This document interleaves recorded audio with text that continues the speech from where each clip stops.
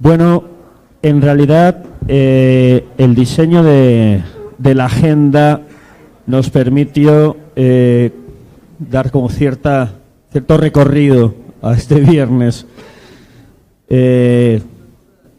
subiendo a través desde Belice, México, sur de Estados Unidos hasta llegar a Washington. Vamos a hablar del impacto de la actual administración estadounidense en Centroamérica y en América Latina, y quiero agradecer el apoyo por las dos mesas que tenemos esta tarde a la Fundación Ball y a la Fundación Ebert, que nos han apoyado, y también sobre todo a Factum, medio aliado. Gracias, Héctor, medio colega. Se lo recomiendo si no lo han leído todavía, Factum. No te acostumbres, no lo voy a hacer a menudo. Y también, lógicamente, a Óscar, Boris y Michael por estar aquí y acompañarnos en esta mesa. Te dejo el micrófono, no hay mucho más que presentar, te lo dejo a ti, gracias. Gracias, José. Gracias y gracias, Alfaro. Bueno, esta última mesa tiene un título muy sugerente, ¿no?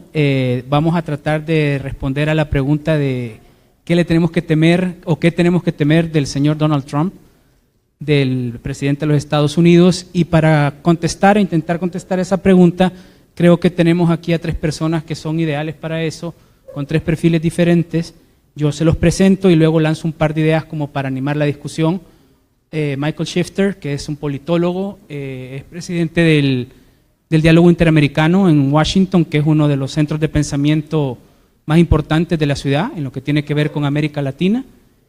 Boris Muñoz, que es el editor del New York Times en español, y Óscar Chacón, que es el director ejecutivo de Alianza Américas. Tenemos un politólogo, un periodista y, digamos, un advocate, un activista en el tema de las comunidades latinas salvadoreñas en Estados Unidos, ¿no?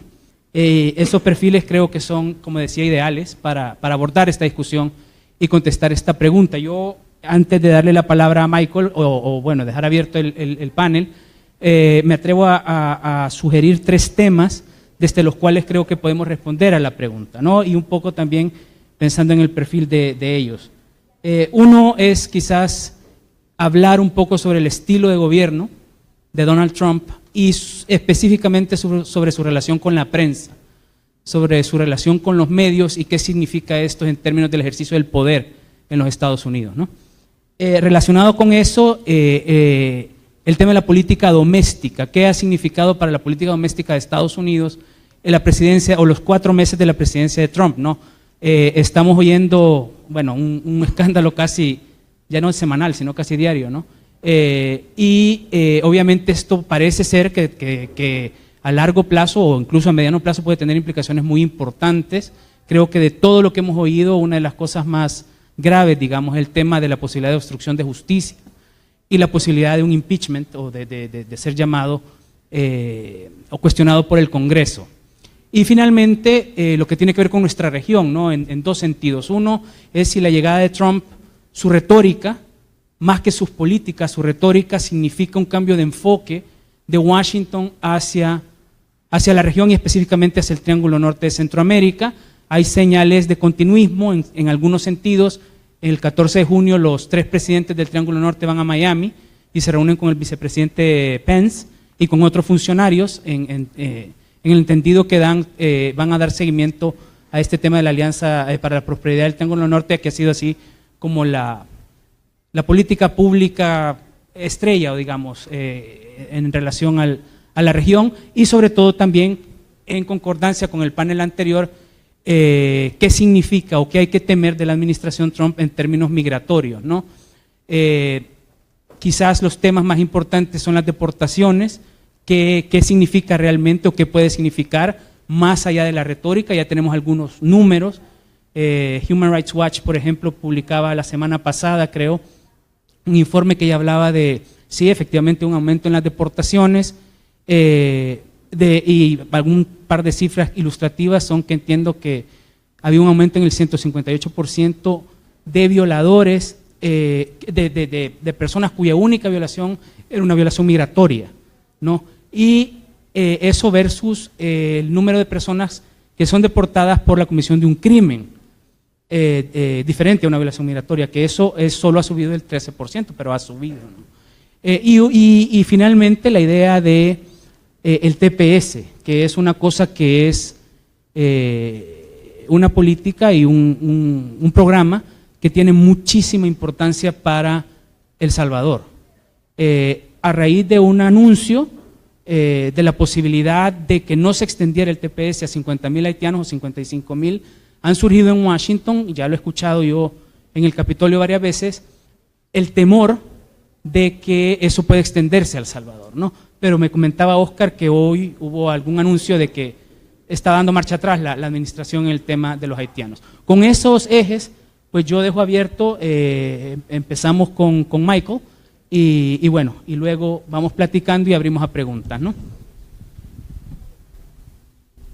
Bueno, buenas tardes y un gran gusto estar acá. Quiero agradecer el Faro y felicitarlo por ese foro tan importante, y realmente es un honor de estar en esta conferencia.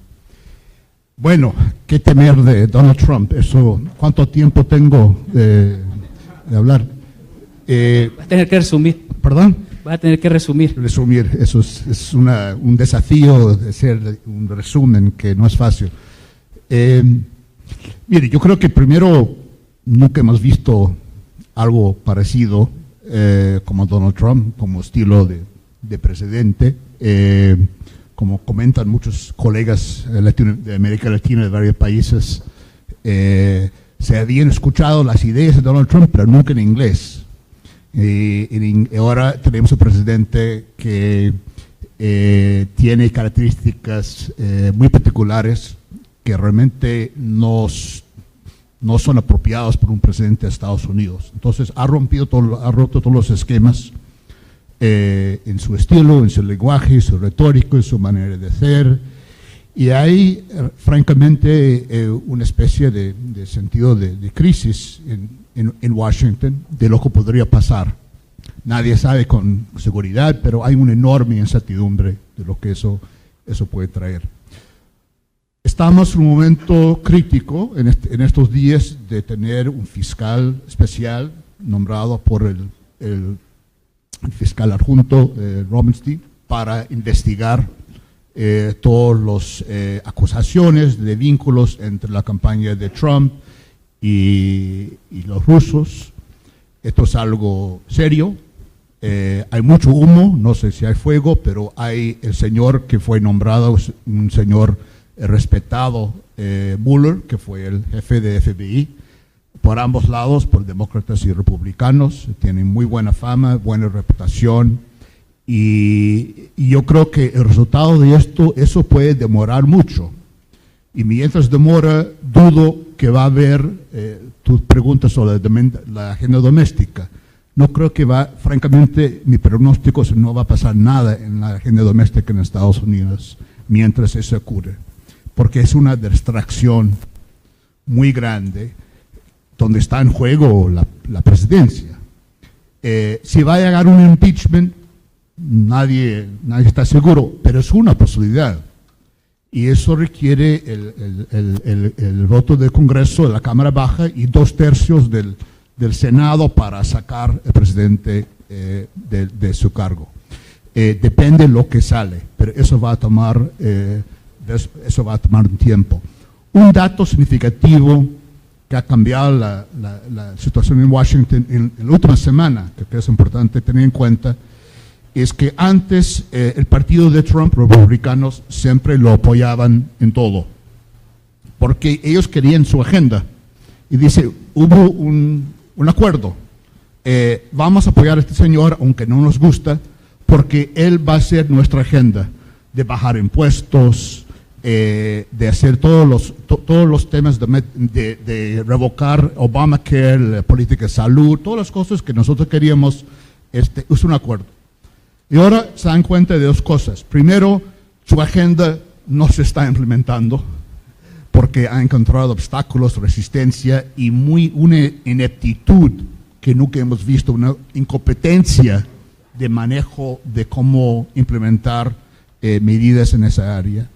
Entonces, por ese lado, yo creo que son mucho más pesimistas. Y segundo, por la gravedad de las acusaciones y la acumulación de las acusaciones que pasan todas las horas. Y lo que han dicho Trump, y no quiero repetirlos, pero realmente dice, mire, ya llegamos a nuestro límite. Entonces los congresistas con quien yo he hablado en el Congreso, demócratas, está diciendo que sus colegas republicanos, ellos perciben un cambio.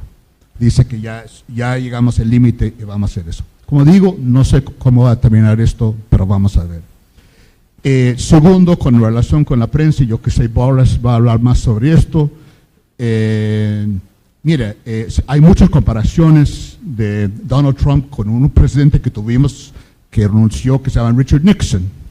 Renunció en el año 73 por también, se llama Watergate, el gran escándalo en Estados Unidos. Y Nixon y Trump tenían cosas parecidas en su carácter, en su temperamento. Nixon también tenía una gran desconfianza y paranoia con respecto a los medios y consideraba a los medios un enemigo. Pero la diferencia es que Nixon consideraba a los periodistas un enemigo de él, mientras que Trump considera a los periodistas un amigo a la democracia. Es una distinción importante, más importante. Fueron enemigos de él. Dice, están contra mí. Y Trump dice, esos son los enemigos del sistema de los Estados Unidos, democracia, que es una cosa muy, muy, muy preocupante. Entonces, ahí Boris seguramente va a extender, pero me parece que una cosa muy importante. Me parece que ahora más que nunca, instituciones contrapesos como los medios de comunicación, el New York Times está jugando un papel fundamental en esa coyuntura, creo que muy, muy importante, muy valioso. Y también las cortes, en algunos casos, el poder judicial, y la burocracia, la gente que está en el gobierno, que ocupan cargos. Este señor Rubenstein, que contrató el fiscal para ser una fiscal especial sobre la investigación de Trump, está cumpliendo su tarea. Entonces, es un test para instituciones de Estados Unidos democráticas. Hay gente que dice, bueno, no se preocupe de Trump porque somos fuertes, tenemos instituciones, el señor está un poco fuera del lugar, pero felizmente tenemos instituciones fuertes. Sí, estoy de acuerdo, pero yo creo que no debemos de ser complacientes. Puede haber una erosión de las instituciones también. Y es un test, hay que mantener la presión siempre, y vigilancia y rendir cuentas al Ejecutivo. Y termino con el tema, un poco escuchando el panel anterior, que me pareció excelente, muy, muy interesante. Pero yo creo que lo más importante para mí, desde el punto de vista político, no es tanto deportaciones, ha aumentado, ha bajado y esto. El problema es las imágenes y la manera que están haciendo las deportaciones y la retórica que acompaña las deportaciones y las narrativas y las historias que realmente son, creo que tiene el riesgo de generar un gran problema, no solamente con El Salvador y con Centroamérica, pero yo diría con toda América Latina, porque el tema migratorio es un tema que yo viajo por Sudamérica mucho y se sienten mucho el tema del muro en la frontera, se sienten en toda la región. Y yo creo que puede ser que deportaciones no han aumentado por un momento, que pueden aumentar, y podemos ver cifras, pero en la política real las cifras importan menos que las imágenes, las historias de una persona o personas maltratadas. Y lo que me temo más en toda la política con la región es que esto puede ocurrir, porque hay que tener algo en cuenta. Presidente Trump ha cambiado de su campaña a la presidencia su posición sobre muchos temas. Empecemos con Siria. Él dijo que no se mete en Siria, se metió en Siria. Dijo que China manipula la moneda y ahora es gran amigo de China. O sea, ha dado un revés de 180 grados en todo esto. En términos políticos, no tiene el lujo de perder su base. Hasta ahora su base está con el 96%. Sigue con él, a pesar de todo lo que ha pasado, a pesar de todas las investigaciones que está haciendo, siguen con él. Tiene 42, 43%. Si él empieza a tener una política migratoria y retórica como Obama, él corre el riesgo de perder su base. Mientras que ha cambiado en todo, tiene que mantener consistencia en por lo menos un tema. Y eso, entonces hay que mirar eso en un contexto más amplio. Y es la parte que me preocupa más, un riesgo. No estoy diciendo que eso va a pasar, pero creo que es un riesgo que por lo que donde yo estoy mirando la situación, me preocupa, no el tema de comercio, otros temas, me preocupa mucho menos. Creo que comercio puede haber cambios, otros temas, Venezuela puede haber cambios, Cuba, o sea, puede una lista, pero el tema que más preocupa es cómo se tratan los inmigrantes a Estados Unidos, sobre todo latinos, y la reacción que esto podría generar en la región y las consecuencias negativas en las relaciones entre Estados Unidos y América Latina. Lo dejo ahí. Boris. Sí, bueno, yo creo que después de esta panorámica que ofreciste, Michael, casi todo lo que se pueda decir es redundante y un poco de adorno, ¿no? Yo quisiera, sin embargo, añadir que la amenaza de Trump que se está viendo de manera ya concreta en un número grande de frentes, es una amenaza para la democracia que, sin embargo, viene de alguna parte, ¿no? Y yo creo que eso es lo más preocupante en el mediano y largo plazo, que esa base de la que habla Michael constituye 43% de los votantes. Las encuestas han sido consistentes en que, a pesar de que Trump es el presidente más impopular de la era moderna de Estados Unidos, tiene una base que es un núcleo duro, ¿no? Y ese núcleo duro, primero, se ha formado un proceso muy largo, de unos más de 30 años, de antipolítica en los Estados Unidos, ¿no?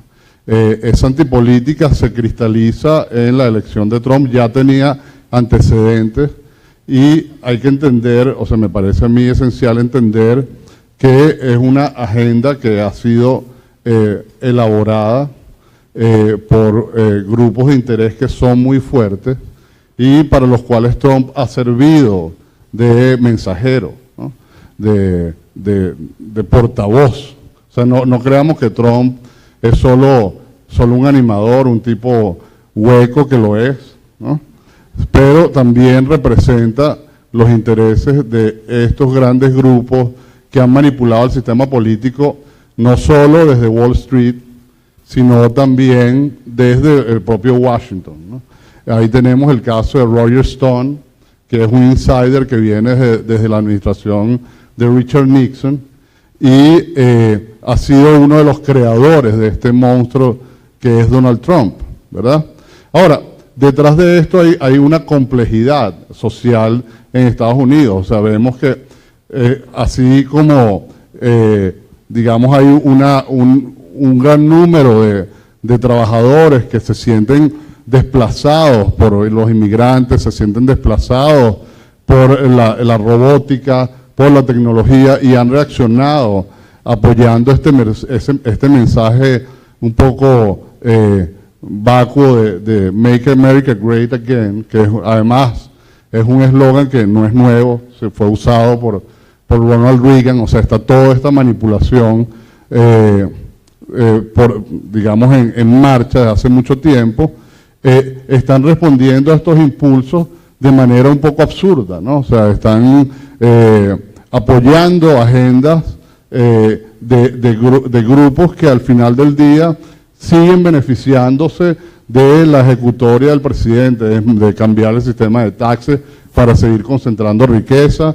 Wall Street está mejor que nunca. O sea que todo este mensaje antisistema que trajo a Trump a la presidencia, en realidad es un reforzamiento de estas agendas que son xenófobas, que son agendas muy neoliberales en su práctica, y que al mismo tiempo están llevando al país por un sendero muy peligroso que tiene que ver con el racismo, con el rechazo del inmigrante y también dentro de un sentido mayor de amenaza a la democracia, con un socavamiento del ejercicio de gobierno, ¿no?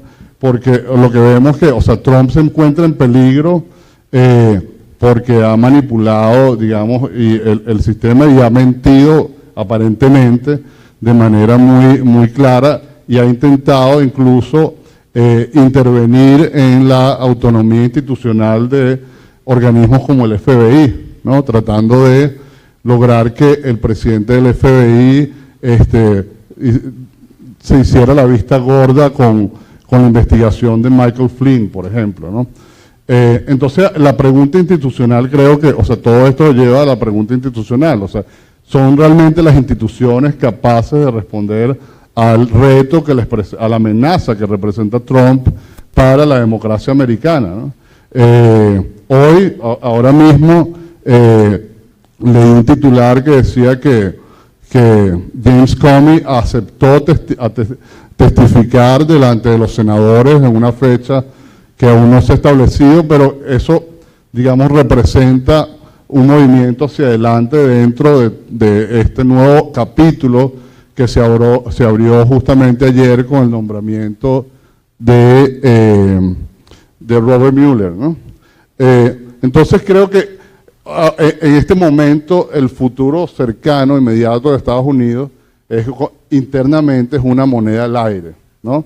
Pero por otra parte, tengo una impresión muy fuerte de que las agendas que Trump trae atrás, agendas que benefician a la industria petrolera, al carbón, etcétera, van a tener un efecto global que no es nada despreciable, que va a ser muy importante. Entonces, también dentro de ese escenario, digamos que no es de una repercusión directa o bilateral solamente, sino que tiene una escala global, están pasando cosas, ¿no? Y yo creo que ahí también hay que buscar darle una respuesta al desafío, a la amenaza que plantea Trump. Yo no sé cuál es esa respuesta, pero me late que es importante, lo que pasó en Francia, por ejemplo, es muy importante en el sentido de establecer un cortafuegos contra el avance de estos proyectos de ultraderecha, pero tiene que pasar algo más, ¿no? Porque si uno ve, el club de amigos de Trump, Erdogan, Sisi, Putin, hay un proyecto más amplio que amenaza la democracia en un sentido más general, ¿no? Entonces quiero dejar esa preocupación porque no quería redundar en lo que ya había dicho Michael. Gracias. Pues muchas gracias. Ciertamente ya se ha cubierto mucho terreno. Yo creo que lo que quiero hacer principalmente es añadir o reafirmar algunas de las cosas que ya se han dicho, porque me parece que son extremadamente importantes. Comencemos por el hecho de que la elección de Donald Trump es una muestra clara, práctica, de lo que yo caracterizo como una crisis del sistema político estadounidense. Es decir, recordemos que Donald Trump no era el caballo preferido de la cúpula del Partido Republicano. De hecho, Trump logra remontar a aquellos que se consideraban como los designados a ocupar el cargo de candidato del presidente republicano. Hace apenas año y medio nadie hubiera apostado que Donald Trump iba a ser el hombre nominado del Partido Republicano. Entonces creo que es importantísimo reconocer que el triunfo de Donald Trump es, repito, una evidencia práctica de algo que está muy mal, ¿verdad?, en cuanto al sistema político estadounidense. Creo que es importante también destacar que Donald Trump pareciera jugar como en dos diferentes ámbitos importantes. Por un lado tenemos el Donald Trump que le encanta la pirotecnia, es decir, hay pirotecnia cada minuto, ¿verdad?, en Washington. Pero esa pirotecnia no necesariamente nos está señalando como las pistas más importantes de aquellas decisiones que son mucho más de fondo, ¿verdad? En lo que lleva ya un poquito más de 3 meses de esta administración.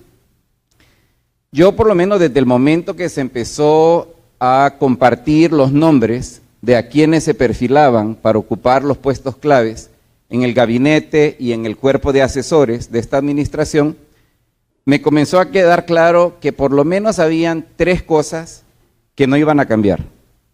La primera que no iba a cambiar es el predominio del sector económico conocido como el complejo militar industrial. Era muy claro de que iba a haber un reforzamiento del rol de Estados Unidos como el policía mundial, independientemente del discurso que ocupó Donald Trump para ganar.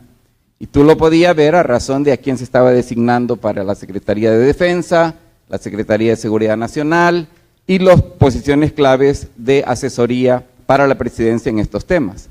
Segundo campo que no va a cambiar es indudablemente la orientación pro élite corporativa global, de la cual ciertamente el complejo militar industrial es una parte, pero también tenemos indudablemente toda la bancada de exfuncionarios, exgerentes generales, ejecutivos en jefe de Goldman Sachs, ¿verdad? Que están también muy bien posicionados en esta administración y que claramente nos indican que en estos 2 campos no hay realmente cambio, ¿verdad? En la orientación política de esta administración.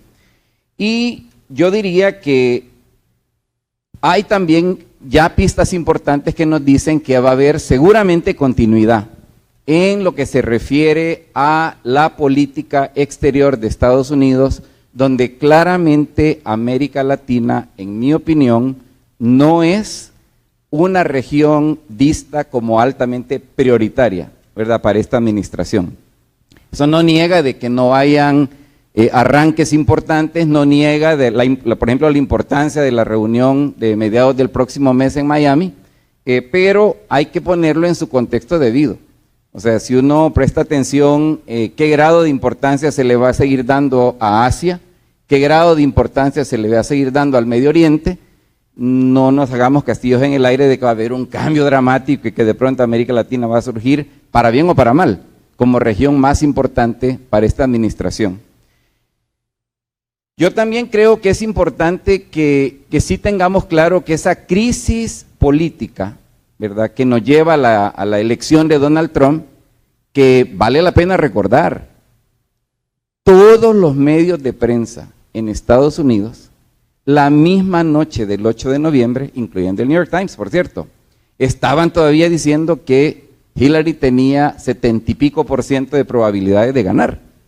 O sea, que hay que estar claros de que también el sistema de prensa y comunicaciones en Estados Unidos es parte, ¿verdad?, de esta gama de síntomas que nos llevaron precisamente a la elección de Donald Trump. Entonces yo creo que esto no lo podemos desestimar, porque yo creo que va a seguir siendo importante. Y quiero quizás tocar un poquito más una parte que obviamente le preocupa a México, le preocupa, y bueno, y no tanto a México en lo abstracto, le preocupa a los mexicanos, ¿verdad?, que están en Estados Unidos, pero también a los mexicanos que están en México, como también le preocupa a los centroamericanos que estamos en Estados Unidos y le preocupa a los centroamericanos en América Central. Y es cuál va a ser realmente la conducta, más allá de la retórica, de esta administración. Y en esto, lo primero que yo creo que es importante tener claro es que yo hasta este día, más allá de la retórica muy enfogonada de Donald Trump y de su fiscal general, que ciertamente es una persona con larga trayectoria racista, xenófoba en los Estados Unidos, me refiero a Jeff Sessions, lo que yo veo es una continuidad, porque en realidad hay que estar muy conscientes que Estados Unidos ha venido caminando en una trayectoria claramente racista, claramente xenófoba, desde por lo menos finales de la década de los 70s. Esa ruta que ha recorrido Estados Unidos ha sido una ruta bipartidista. Es una ruta que ha sido tan cierto para republicanos como para demócratas. Es una ruta que incluso se comenzó a cimentar a razón de una elección no federal, pero una elección estatal en el estado de California en 1994, que es la primera vez que yo recuerdo que se combina en la época moderna el racismo, la xenofobia y la política electoral, terminando con la reelección de un candidato para gobernador del estado de California que nadie apostaba de que iba a ganar una reelección y la ganó justamente a razón de armonizar un mensaje utilizando estos elementos. Y alcanza un punto fundamental, neurálgico, en 1996, con la aprobación de la más retrógrada reforma a la política de inmigración de Estados Unidos, que por cierto es una ley tan retrógrada que es retroactiva en su aplicación. Por eso es que cuando Jeff Sessions hace una amenaza, ¿verdad?, de que se va a aplicar con rigurosidad la ley vigente, él no está simplemente amenazando a las personas que viven sin autorización migratoria en Estados Unidos. Él está amenazando a todo extranjero que no se ha naturalizado como estadounidense. Porque cualquiera que piensa que tener una visa de residencia permanente te da garantías políticas y de derechos está muy equivocado. Hay 80 y pico de razones por las cuales se puede revocar una visa de residente permanente. Entonces, insisto, y en esto quizás desacuerdo un poquito con mi querido Michael, yo creo que la retórica es importante, es peligrosa, pero los hechos también son muy preocupantes. Mira, la realidad es de que Obama sigue siendo el deportador en jefe. Nunca se deportó a tanta gente en era moderna como lo hizo Barack Obama. Y mucha de la gente que ahora está muy preocupada por lo que está haciendo o amenazando a hacer Donald Trump, es gente que pasó totalmente por alto los más de 2 millones de deportados a lo largo de los pasados 8 años. Y si tú le vas a preguntar a esas familias si la deportación sin retórica amenazante fue menos dolorosa, te lo aseguro que te van a decir de ninguna manera, ¿verdad? Porque esas deportaciones, si fueron reales, sí golpearon duramente a las familias. Y en este sentido, yo estoy seguro que todo lo que esta administración ha amenazado que va a hacer, que todavía no lo hacen, porque hay que ser francos con eso, lo pueden hacer sin cambiar ninguna ley del país. Porque la ley del 96 es tan increíblemente punitiva, tan excluyente, tan restrictiva, que tú puedes hacer todo lo que te dé la gana sin cambiar una simple ley.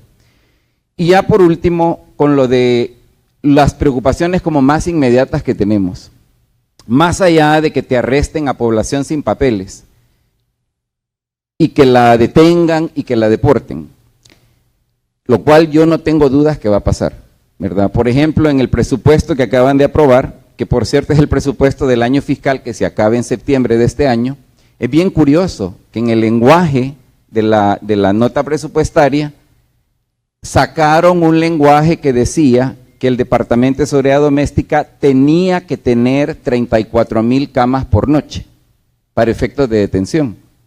Pero le añadieron otra frase al lenguaje de la apropiación presupuestaria que dice que se anima a que se arresten cerca de 40,000 personas por noche. Entonces es curioso porque te quitan el requerimiento, pero te animan a que incrementes el número de detenidos por noche. Y no sé si le han seguido la pista, pero las 2 empresas privadas que más se lucran de la detención de personas migrantes son ahorita, pero súper populares en la bolsa de valores. Me refiero a la Corporación Correccional de los Estados Unidos y al Grupo GEO, que son los 2 más importantes vendedores de camas para efectos de detención de extranjeros en los Estados Unidos. Y creo de que también es importante tener claro con esto de a quién se está deportando, ¿verdad? Y si se están deportando más criminales o menos criminales. Miren, hay que ser muy cuidadosos con eso, porque uno de los grandes cambios de la ley del 96 es que si tú violas 2 veces la ley de inmigración, sos automáticamente categorizado como criminal. Entonces, cuando dicen que están deportando cierto porcentaje de criminales, realmente no nos están diciendo que están deportando criminales violentos. Nos están diciendo que están deportando personas que han reincurrido en la violación a la ley migratoria de Estados Unidos. Y con lo del TPS, el rumor que se ha venido articulando, bueno, y no era tanto rumor, realmente hubo un asistente del Departamento de Justicia que declaró que la intención del Departamento de Justicia iba a ser recomendar que se le pusiera fin a la protección migratoria de los haitianos, que son como 47,000, realmente que están vigentes ahora, porque el TPS es como un colador, que si fallas en reinscribirte, te sacan. Entonces ahorita de originalmente casi 60,000 haitianos, solo hay 47,000. Y si ese TPS se llegara a clausurar, es altamente probable que lo mismo nos van a aplicar al caso de El Salvador y al caso de Honduras y los poquitos nicaragüenses que siguen protegidos. Yo creo que hay que seguir vigilando ese tema muy de cerca. Bueno, muchísimas gracias. Creo que tenemos mucho que temer de Donald Trump, me queda bastante claro. Bueno, y ahora en el tiempito que nos queda, abrimos a preguntas de ustedes. Vamos a hacer 2 rondas y tomamos unas 3 o 4. Le damos la palabra a los panelistas y luego hacemos una segunda.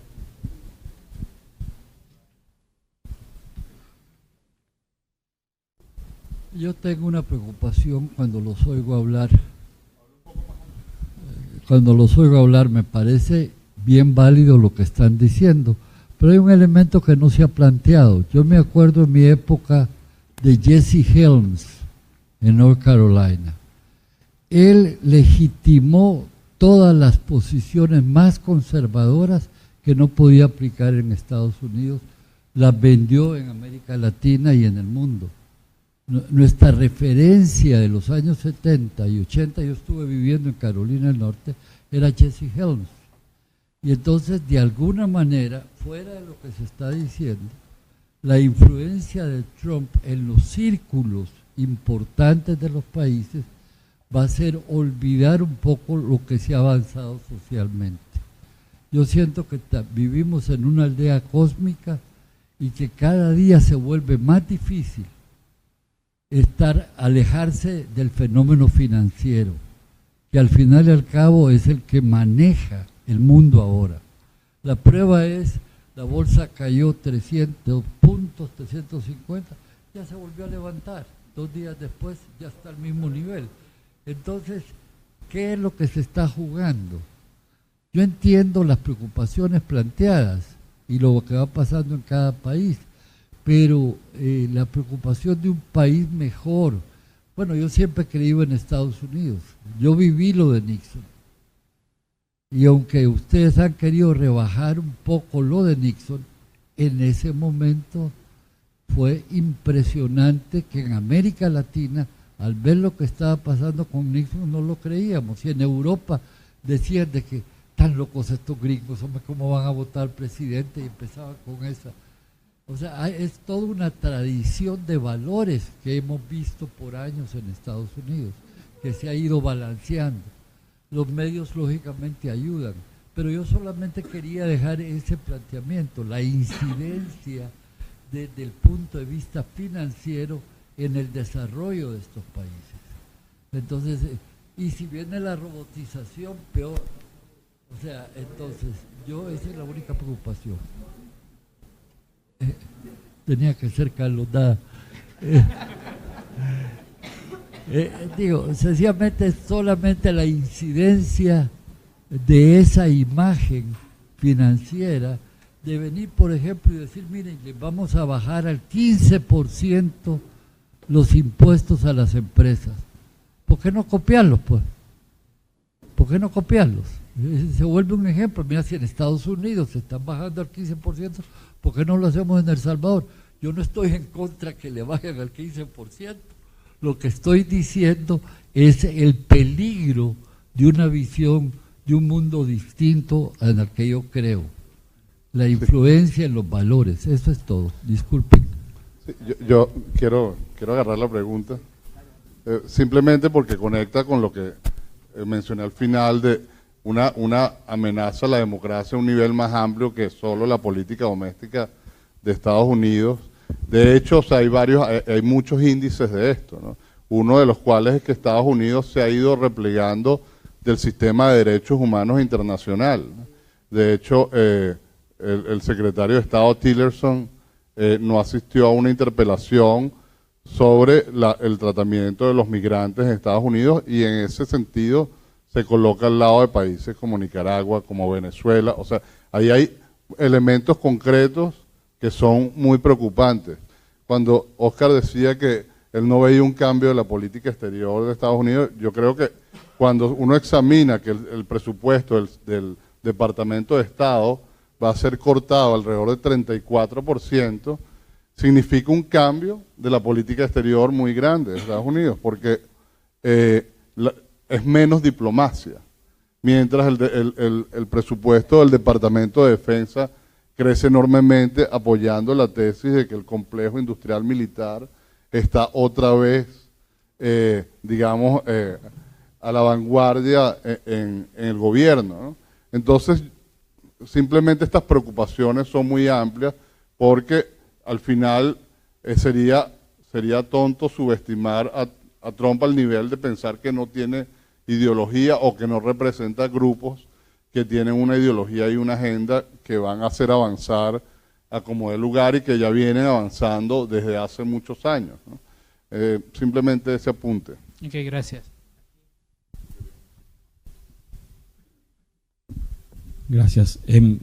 Más allá del planteamiento importante del riesgo, ¿no?, de cambio de valores, desde una perspectiva latinoamericana, ¿cómo afrontar todo esto? Si lo tomamos ya más allá de la autopsia, ¿no?, de la disección que hicieron desde el panel, si lo tomamos en efecto Trump a suerte de shock externo en términos económicos, ¿no?, que se suma a un comercio internacional que está estancado, una China que crece menos, un aumento de proteccionismo estadounidense, un aumento de déficit fiscal, un encarecimiento de la financiación externa para América Latina, es decir, todos esos hechos objetivos, ¿verdad? Entonces, cambiando la perspectiva y tomando eso como un dato objetivo, quitémosle la filosofía y constatando todo eso, ¿cómo se puede reaccionar desde América Latina para hacer frente a esta realidad, ¿no?, teniendo en mente, evidentemente, todo lo que hemos aquí constatado, ¿no?, desde el cambio de valores, pero todos los datos muy objetivos y concretos, ¿no?, para realmente ofrecer también una visión constructiva y mirando hacia adelante. Hay que llorar. Bueno, tomamos otro par de preguntas, si las hay por aquí. Aquí. Mi pregunta va en el sentido del tema del clima.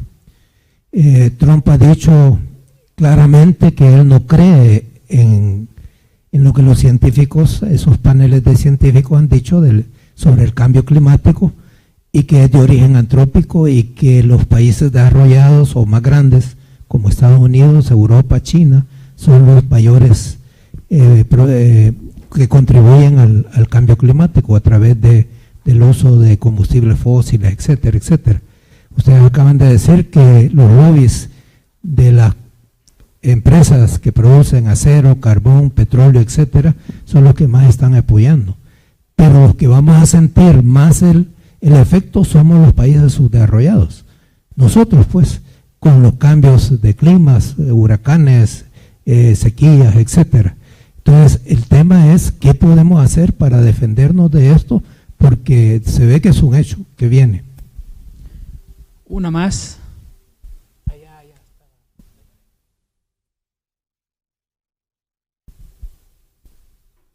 Buenas noches. Mi nombre es Carlos Mejía. Felicito a Alfaro por todo esto. Me interesó, bueno, los dos temas, me quedé a los dos, la coyuntura que tiene y el temor de Donald Trump.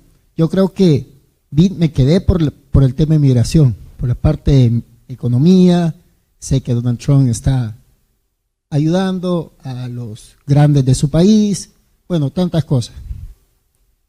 La migración viene de hace muchos años. Terminó la guerra acá y nos mandaron a todos los expertos en crimen. Eso es una coyuntura con los desarmados del frente y los desarmados de los militares. Bueno, vinieron líderes tenían recursos humanos y lograron hacer las clicas que se llamaban de las pandillas. Eso ha venido desde hace muchos años. Eso creo que quizá algún chico no sabe, eso fue en el 93 que inició todo eso. Bueno, estoy un poco nervioso, pero lo que le quiero decir es que a mí me preocupa el tema de migración. En el 2015 yo conocí un pueblito pequeño donde estaba muy sano. Y bajo esa estadística de Barack Obama, vinieron nuevamente los líderes y destruyeron este pequeño pueblito. Y ya se me fue el líder de ese pueblito, espantado por las maras. Eso es así, realidad nacional. Quien no va a un pueblito y no conoce lo que está sucediendo ahí, no sabe lo que está pasando. A mí me da temor eso. Más que si van a tirar una bomba que viene desde la Guerra Fría y no sé qué. El país está totalmente dependiente de los Estados Unidos y no hace nada por esta cosa que está pasando aquí en El Salvador, que es un flagelo allá afuera. O sea, te van a asaltar aquí en San Salvador. A mí me da miedo salir del lugar donde yo vivo, porque mi lugar es bien seguro, súper seguro. Me siento súper feliz de estar ahí, porque hay trabajo, porque se está moviendo la economía, y realmente me quedé este tema y quería decir, temor a Donald Trump. No, ¿por qué vamos a tener temor de él? Debemos de tener temor a nuestros gobernantes, que si él reacciona, como dijo alguien ahí, va a tener repercusiones en los países subdesarrollados. Todo lo que él haga, sí, pero ¿qué impacto va a tener la migración de mucho más gente en su momento, de las 40,000 camas, de las ventas, que no sé qué, y empiezan a hablar un montón de cosas? Pero como gobierno, o como el Faro, de darse cuenta que está pasando un fenómeno súper fuerte.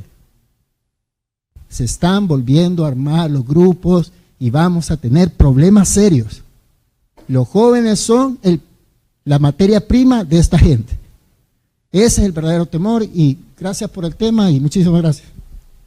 Gracias. Bueno, abrimos a contestar cualquiera de las inquietudes. Michael. Bueno, si me deja, primero yo creo que es importante en esta conversación,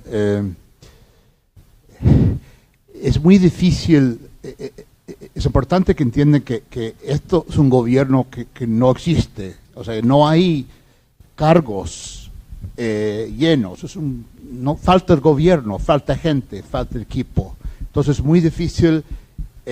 Aunque lleva más de 100 días, muy difícil definirlo porque no hay alguien encargado de América Latina en el Departamento de Estado. No solamente América Latina, no hay alguien encargado de África en el Departamento de Estado, no hay alguien encargado de Europa en el Departamento de Estado. No existe.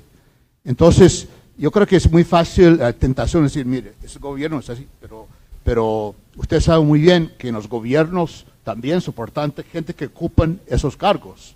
O sea, es su estructura y no existe esto todavía. Entonces, yo creo que está un poco más fluido la situación que tal vez la impresión que hemos dado acá. Es mi impresión. Quiero contestar las primeras dos preguntas porque creo que están relacionados.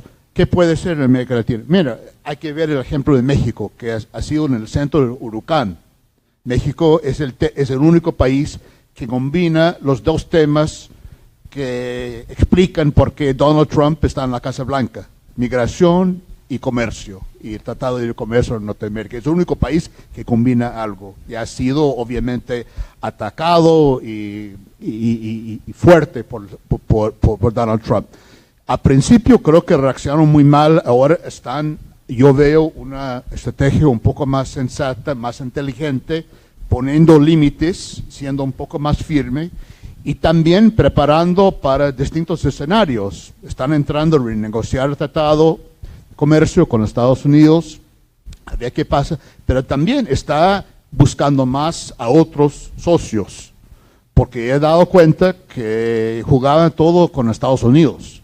Y ahora está claro que Estados Unidos no es un socio confiable, porque es capaz de elegir a alguien que empieza a girar para una política dramática que puede hacer mucho daño a México. Entonces están pensando en comprar maíz en lugar de Estados Unidos, comprar maíz de Brasil o comprar maíz de Argentina. Una relación con China que antes era bastante débil e inclusive con mucha tensión. Se nota que están empezando mucho más fortaleciendo la relación con China, así que están tratando de multiplicar, diversificar sus relaciones. Eso es una manera de contestar. Ahora se habla mucho en América Latina, como usted sabe, que hay que buscar la famosa integración en América Latina. Y Donald Trump puede ser como un regalo en ese sentido, un incentivo para hacer eso. Puede motivar mayor integración que ha sido bastante débil en general en América Latina. Yo creo que vamos a ver algo de esto, pero también es difícil, porque hay obstáculos para integración, desconfianza, diferencias entre países y todo eso, pero esto podría motivar por lo menos un esfuerzo para integrar mejor. Con el cambio climático, primero decir dos cosas. Primero, todavía no es cierto lo que todo ha dicho, que no cree en cambio climático, una retórica muy dura, pero todavía no hay decisión de qué hacer con respecto a los acuerdos de París. Y todavía hay distintos sectores en el gobierno que hay una guerra civil dentro del gobierno. O sea, hay que entender que hay sectores que están peleando muy fuerte y eso es un tema que todavía no hay decisión de qué hacer con los acuerdos de París. Entonces hay que guardar, hay que ver lo que pasa. Y el segundo, relacionado con lo primero que dije, es que tienes razón, el daño que puede hacer son en los otros países, lo cual significa que tiene que haber más iniciativas, más coordinación, más esfuerzos, si Estados Unidos está o no está. Entonces yo creo que esto motiva otro tipo de dinámica entre los países para proteger el medio ambiente y para combatir el cambio climático. Y yo creo que ese es el efecto que es el shock que podía generar una oportunidad para consolidar una coalición poco más fuerte frente a esos temas. Antes de darte la palabra, Oscar, voy a tomar la última aquí de Carlos Fernando que me pidió palabra y luego cerramos, ¿no?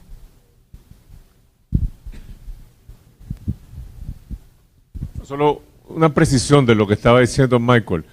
El tema de revisión de tratados de libre comercio no es algo sobre lo cual Trump esté, digamos, trabajando a fondo. O sea, no se percibe que haya algo importante que vaya a ocurrir en esa dirección. Y la segunda es sobre lo que decías de América Latina, esa situación en la cual no hay política. El tema del lobby cubano, del que se habló mucho, de que tendría una influencia y un peso particular en el tema latinoamericano, más allá de Cuba, por la deuda política de Florida, y eso, ¿tiene peso o tendrá peso o no? Bueno, están revisando la política de Cuba en la Casa Blanca. Yo creo que lo siguiente, no vamos a ver lo que era antes de Obama, no creo que no vamos a cerrar la embajada de Estados Unidos en Habana, ni los cubanos van a cerrar la embajada en Washington.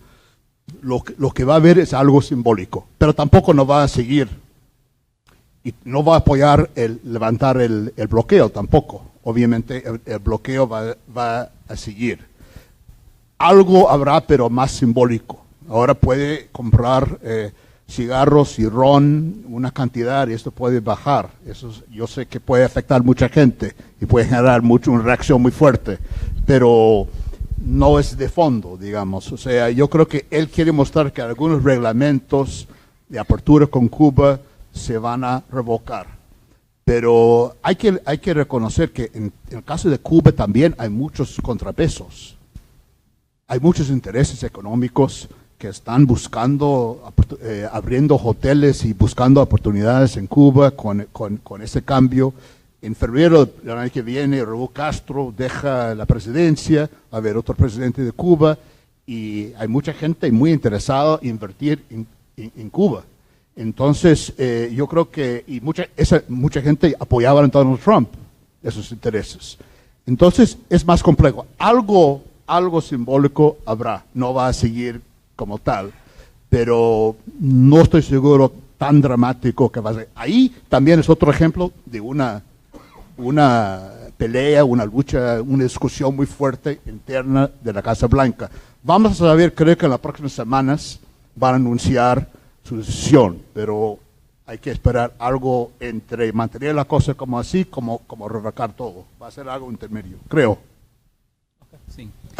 Mira, de las preguntas que se hicieron, yo creo que sí es importante entender que una de las tres causas, en mi opinión, fundamentales por las cuales Donald Trump logra llegar a ser electo, es porque Donald Trump captura de la mejor manera posible el temor acumulado de 30 años de constante redistribución de riqueza en Estados Unidos.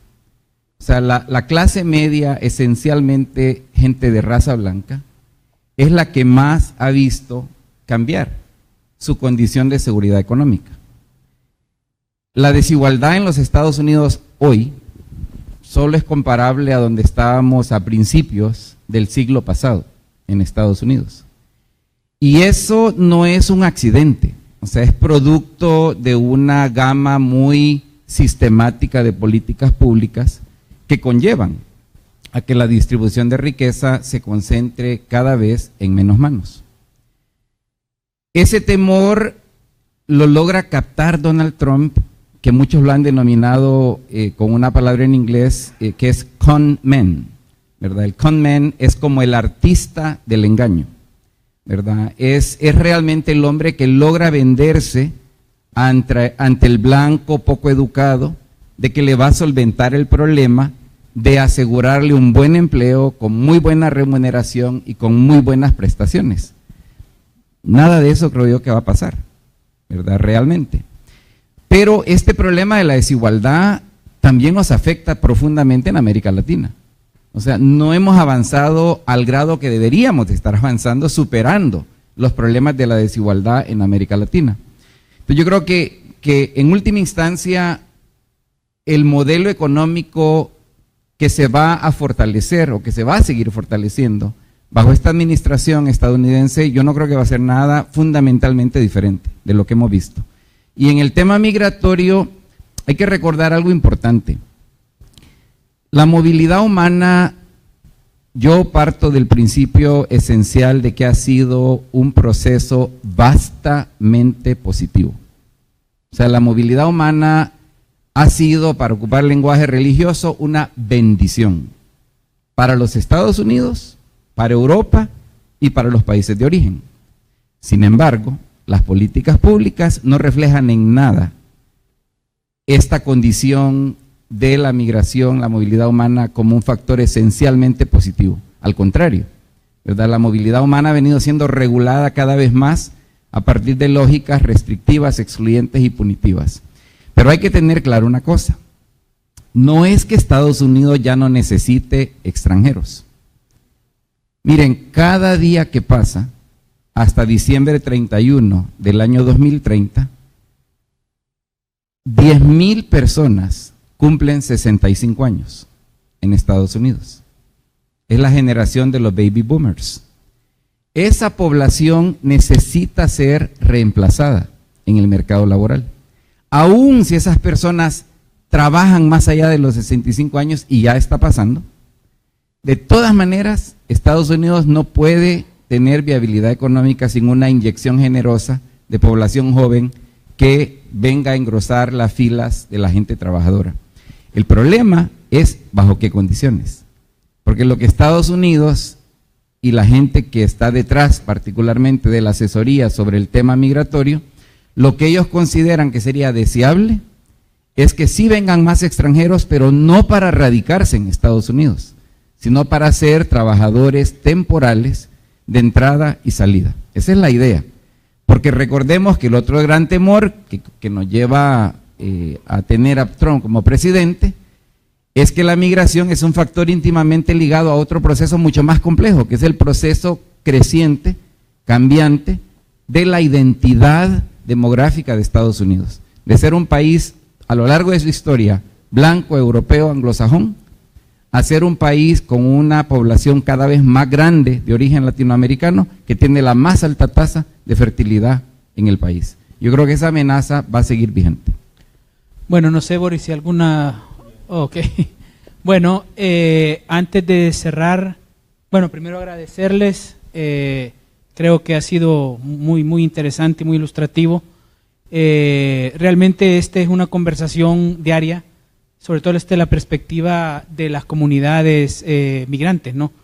Yo creo, un poco para cerrar, que aunque todavía nos falta ver concretamente en términos de políticas públicas cuáles van a ser las afectaciones reales de la administración, yo sí concuerdo con Michael en que el tema de retórica ya desde la calle en las comunidades de migrantes, ¿no? Centroamericanos, con o sin documentos, ya tiene un efecto. Y eso creo que es una cosa que se ve cotidianamente. Pero bueno, muchas gracias. Gracias a ustedes. Y antes de cerrar, Carlos. Gracias, Héctor, Michael, Boris, Oscar. Gracias a ustedes estamos llegando ya a la recta final del Foro Centroamericano de Periodismo 2017. No quería dejarlos ir hoy sin recordarles de nuestro cierre de mañana. Mañana es, ¿a qué horas? A las 7. A las 7, en este mismo lugar, vamos a cerrar el foro con una conversación entre dos periodistas geniales. El foro empezó con una nota baja, y ese es el segundo anuncio que voy a hacer, pero va a cerrar con un poco de humor entre dos periodistas brillantes. Uno es Patricio Fernández, chileno, fundador de The Clinic, una revista que nació con ese nombre además, porque esa es la clínica donde se refugió el dictador chileno Augusto Pinochet cuando salió la orden de aprehensión en Londres. Y nació en esos días The Clinic. Es una revista de mucho humor y un producto muy exitoso, y Patricio es un periodista genial. Va a estar entrevistando a Alberto Salcedo Ramos, el gran cronista colombiano y además muy adepto al vallenato, y con ese tipo de habilidad mental para hacer humor y para hacer verso. Vamos a cerrar mañana el foro. Entonces solo les quiero recordar, es mañana otra vez a las 7 de la noche en este espacio para que nos acompañen para cerrar el séptimo foro. El segundo anuncio que quiero hacer es que algunos de ustedes, asistentes al foro, han preguntado cómo firmar la Declaración de San Salvador. Lo dijo José Luis antes, lo repito ahora para los que no lo escucharon. Están las hojas en la tienda del Faro para que se acerquen y la firmen. Simplemente necesitan poner su nombre, su país y su número de documento. Los periodistas asistentes al foro todos conocen ya la declaración, y los que no, pues supongo que por ahí está también. A partir de esto, no sé si hay invitación para la película, hoy es muy tarde para ese evento. A las 9:15, ¿en dónde, tocayo? Anúncialo, por favor, gracias. No, que tenemos 2 eventos más en lo que queda de la noche en Fotocafé. Hay una exposición fotográfica de Adam Kuffel, creo que se titula El Salvador, y después de ahí nos podemos ir todos a Cinépolis Galerías. A las 9:15 se va a presentar el documental La Libertad del Diablo. Les recuerdo que el costo de la entrada es $4.80, y eso es taquilla Cinépolis, no es parte de nuestra excavación. Gracias, tocayo. Y dicho esto, agradezco otra vez a Oscar Chacón, a Boris Muñoz, a Michael Shifter y a Héctor Silva y a Factum por acompañarnos en este panel. Muchas gracias.